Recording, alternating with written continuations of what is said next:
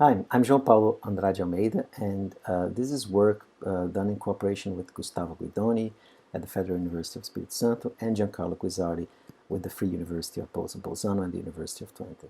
And in this work, we have worked out how to transform ontology-based conceptual models into relational schemas.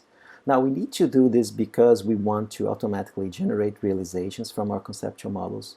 And the barrier that we have to face in this process is the mismatch between the primitives that are used at an object-oriented based conceptual modeling language and the relational model. So over the years, a number of strategies have been proposed, especially to cope with the fact that there are specialization hierarchies in the conceptual model and not in the relational model. So these have to be accommodated in the transformation or realization. And these are often done as part of an object relational mapping in object-oriented languages. As a result, there's these strategies, because they are mostly inspired in object-oriented programming, they fail to consider some mechanisms that are important for conceptual modeling and that are not supported in object-oriented programming in many cases. So these include multiple inheritance, the presence of orthogonal specialization hierarchies, and dynamic classification. So for example, the one table per leaf class approach cannot handle orthogonal hierarchies. The one table per hierarchy approach cannot address multiple inheritance. And even approaches such as the one table per class approach, which does support multiple inheritance and orthogonal hierarchies, has some problems in the performance of dynamic classification, or even have problems in the performance at all to retrieve entities or to insert entities in a database.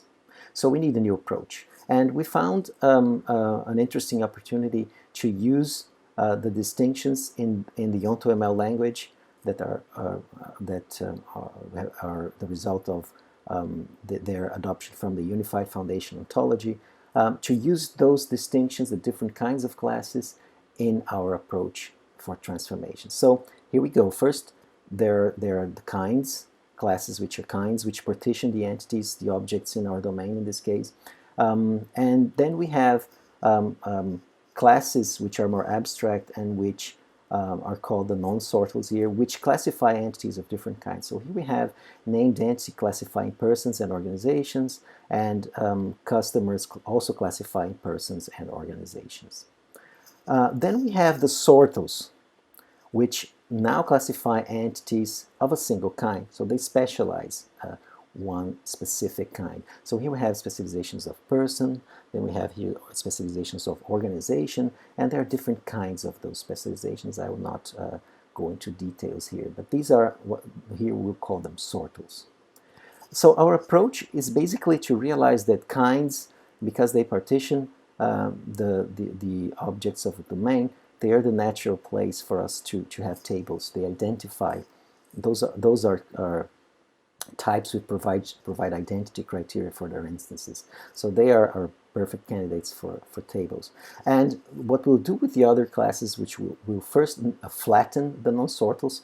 So this is basically a transformation based on refactoring operations. So this means here that we will push down those attributes to the subclasses of the sortals here. So named entity and customer will be flattened. And then we will lift those also attributes and associations of the sortals until we reach the kinds. And we have then a model ready for transformation into a relational schema. So let's go through the running example with these operations. Here we have then the flattening of non-sortals. So name will be pushed down, credit rating will be pushed down. These associations will be connected to personal customer and corporate customers as customers. So here we go. Then we flatten the non-sortals.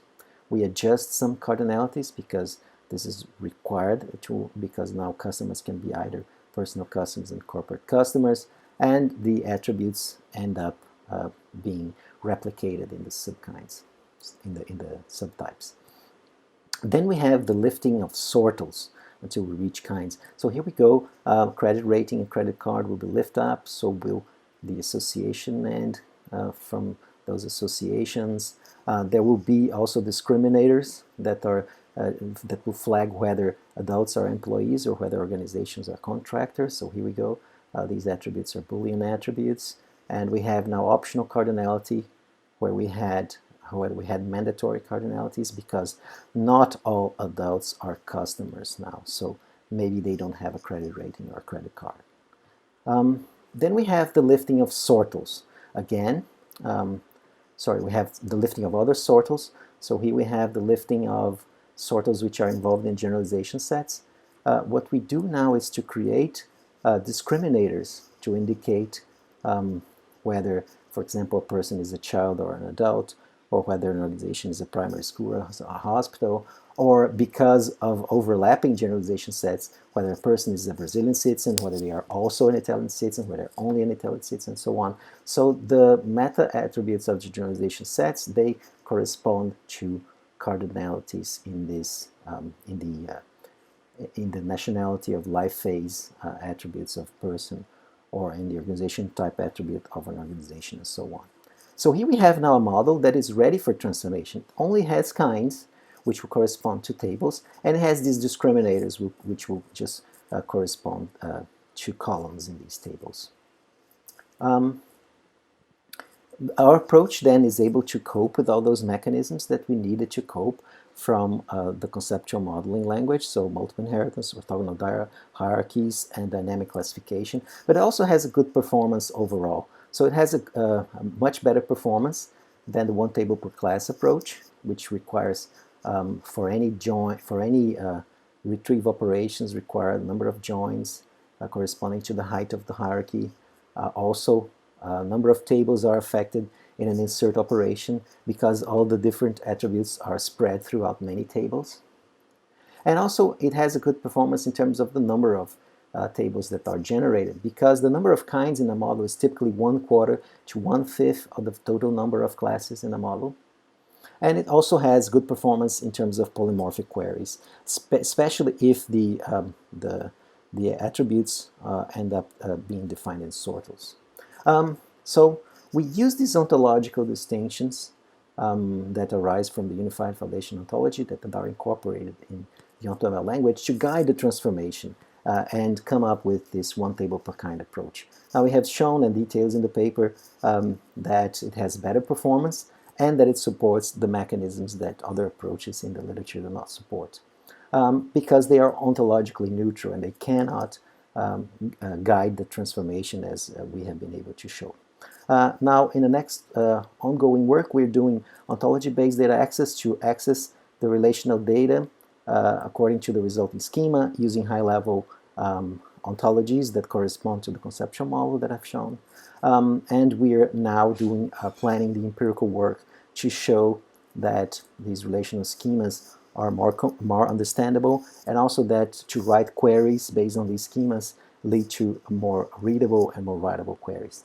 And we hypothesize this is the case because object kinds are shown in cognitive science to be the most salient types that we use. So we believe that we'll be able to show those empirically. Thank you, and now I welcome questions.